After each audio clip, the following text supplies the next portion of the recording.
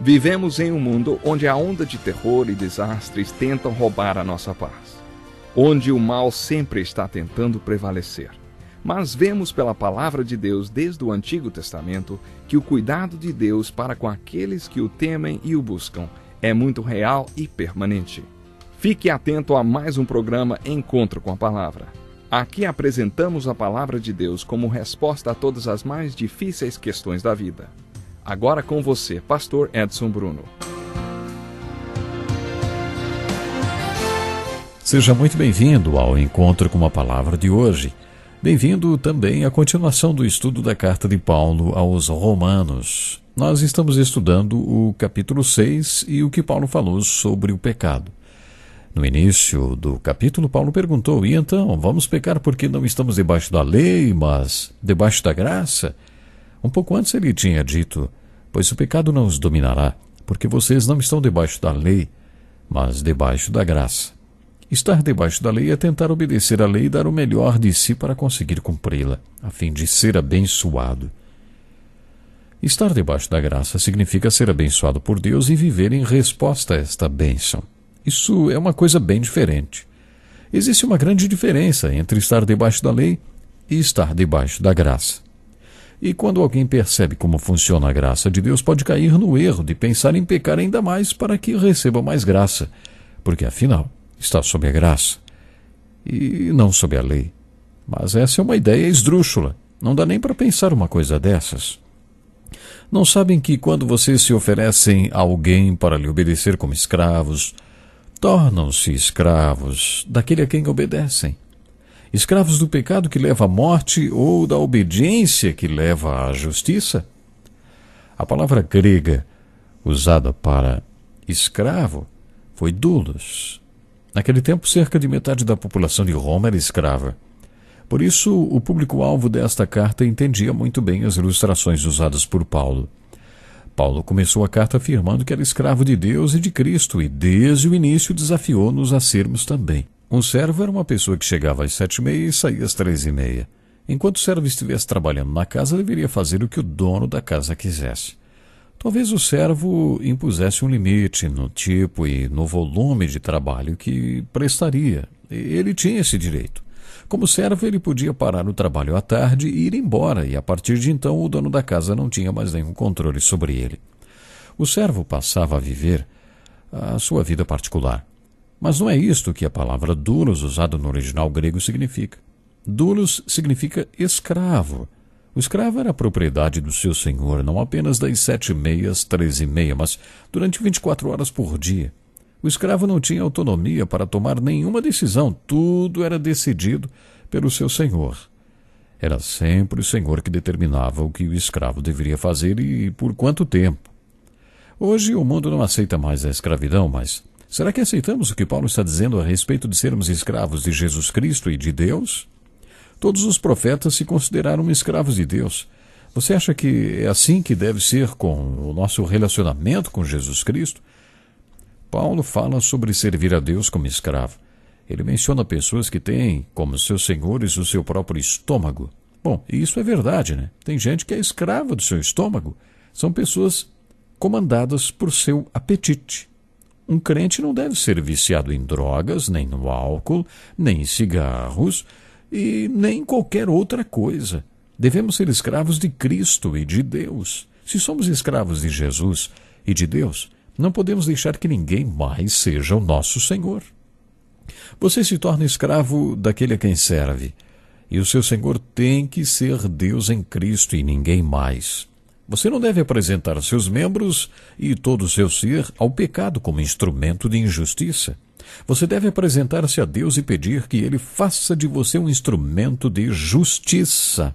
E agora as boas novas, o versículo 17. Mas graças a Deus, porque embora vocês tenham sido escravos do pecado, passaram a obedecer de coração a forma de ensino que lhes foi transmitida. Vocês foram libertados do pecado e tornaram-se escravos da justiça. Isso não é lindo? É lindo e nos remete ao capítulo 8 de João, a uma tremenda declaração de Jesus. Os capítulos 4, 5, 6 e 7 de João referem-se a uma pregação de Jesus. O Senhor travou um diálogo com uma grande multidão. Às vezes mudavam os interlocutores, mas no geral era um grupo coeso. No versículo 30 do capítulo 8, João afirma que, tendo Jesus dito essas coisas, muitos judeus creram nele. João continua o relato contando que Jesus disse aos judeus que haviam crido nele assim: se vocês permanecerem firmes na minha palavra, verdadeiramente serão meus discípulos e conhecerão a verdade, e a verdade vos libertará. Quando Jesus disse isto, os judeus reagiram: nunca fomos escravos de ninguém. Como você pode dizer que seremos livres? Naquela sociedade, as posições sociais eram definidas claramente. Paulo fez referência ao fato de ter nascido livre, enquanto alguns haviam pago um alto preço por sua liberdade. Paulo era um exemplo muito incomum porque nasceu livre. De alguma forma, ele se tornou cidadão romano e, além disso, era um judeu livre.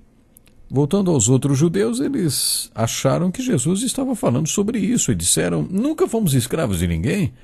Mas Jesus lhes respondeu: todo aquele que vive pecando é escravo do pecado. Jesus se referiu a uma ação contínua, vive pecando. Jesus continuou dizendo que aquele que faz do seu ensino mais do que um estudo comum e vai além das páginas e o pratica, esse tem um relacionamento com a verdade, com ele próprio, e é livre. Jesus disse: se o Filho os libertar, vocês de fato serão livres. Essas palavras de Jesus são muito bonitas. Paulo estava dizendo aos romanos que antes eles eram escravos do pecado, e o que os havia libertado do pecado então, hein? Bom, eles tinham obedecido de coração à doutrina da libertação que Paulo havia pregado e passaram a ser escravos da justiça. Esta é uma descrição maravilhosa do Evangelho, e é isso que deve acontecer com cada um de nós quando nos apropriamos do Evangelho. Eu já experimentei a libertação de muita coisa na minha vida. Você nem imagina todos os problemas que eu tinha antes do dia marco na minha vida espiritual. Ainda estou trabalhando com alguns desses problemas. Na verdade, faz 44 anos que estou lutando com alguns desses problemas, mas fui liberto de tanta coisa que você nem imagina. O Evangelho pode libertá-lo e fazer de você um instrumento de justiça. Paulo se explica dizendo que fala isso em termos humanos, por causa das limitações humanas dos romanos. Já comentei com você como este versículo me ajudou a resolver um dilema e uma dúvida que estava me atormentando. Alguns teólogos acham que este texto se refere apenas à escravidão e pronto, mas eu acho que todo o capítulo 6 fala sobre a fraqueza da nossa carne e usa a figura do escravo como ilustração. É a carne que impõe que as pessoas creiam e se apropriem da verdade.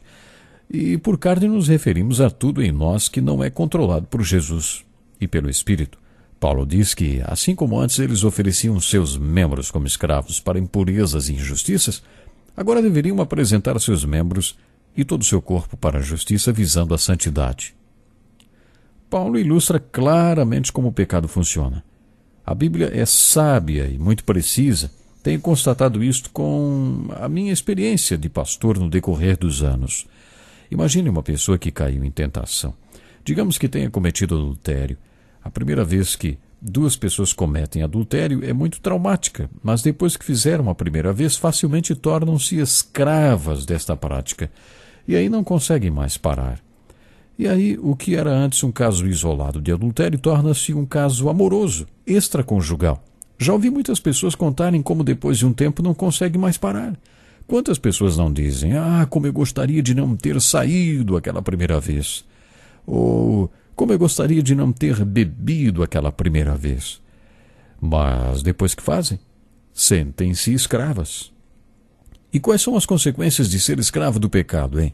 Jesus falou sobre um caminho estreito e um caminho largo, sobre a casa construída sobre a rocha e a casa construída sobre a areia, ilustrando a pessoa que pratica a palavra de Deus e aquela que não pratica. As tempestades vêm para as duas casas, mas só a construída sobre a rocha, a pessoa que obedece à palavra de Deus fica firme e aguenta as tempestades. Paulo fala sobre as consequências de ser escravo. Quando vocês eram escravos do pecado, estavam livres da justiça. Que fruto colheram, então, das coisas das quais agora vocês se envergonham? O fim delas é a morte. Quando Paulo fala em morte, ele não se refere à morte física, se bem que a morte física também possa ser aplicada ao que ele diz. Paulo se refere às sequelas. O Velho Testamento comenta sobre Abraão e Ló e as cidades de Ai e Betel. Abraão foi para Betel e Ló para o outro lado, para Ai. Ai representa a ruína e a miséria, as sequelas das consequências. Os resultados ou consequências de viver em pecado e como escravo do pecado são estas sequelas. Os Salmos afirmam que o caminho do transgressor é muito difícil, mas que o homem que teme a Deus é bem-sucedido em tudo aquilo que faz. Talvez uma das suas maiores bênçãos vem de não imitar a conduta dos pecadores. Eu andei como pecadores, sabe? Eu posso dizer que as consequências são muito ruins. A Bíblia está certa. É o que Paulo fala aqui, a consequência é morte. Ouça com atenção os versículos 22 e 23. Mas agora que vocês foram libertados do pecado e se tornaram escravos de Deus, o fruto que colhem leva à santidade, e o seu fim é a vida eterna. Pois o salário do pecado é a morte, mas o dom gratuito de Deus é a vida eterna em Cristo Jesus, nosso Senhor.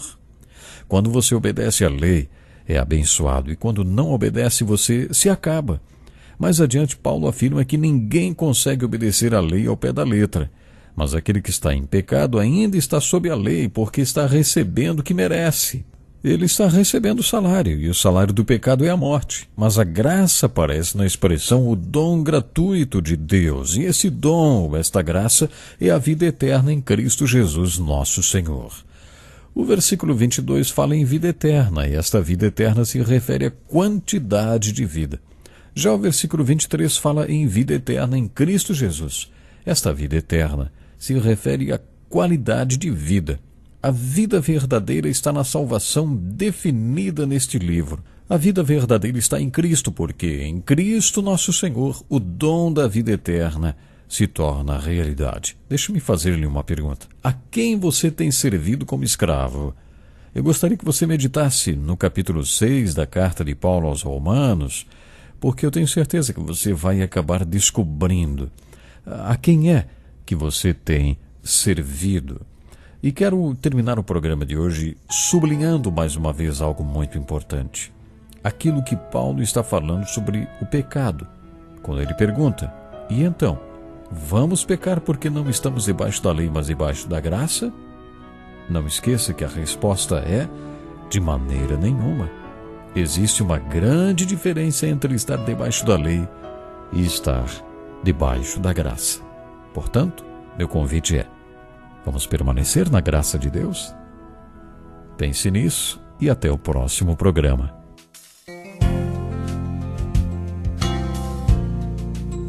Que lição importantíssima.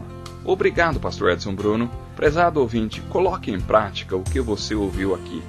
Sem dúvida, sua vida será grandemente abençoada. Este é um estudo escrito pelo Dr. Dick Woodward, na voz do pastor Edson Bruno. Escreva-nos e solicite o material. Nosso endereço é Encontro com a Palavra, Caixa Postal 2011, CEP 89201-970, Joinville, Santa Catarina. Até o nosso próximo encontro com a Palavra.